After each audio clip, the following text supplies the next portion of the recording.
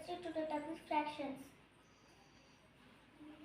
1 by 2 plus 3 by 4 minus 5 by 6. 2, 4, 6 LCM value. 2, 4, 6. 2 to 2 1s are, 2 2s are, 2 3s are. 2 into 2 into 3. 2 2s are 4. 4 3s are 12. ఇక్కడ 12 వేసుకోమ్మా. నాకు వచ్చు వేస్తుంది. 1 by 2 12తో cancellation చేయాలి.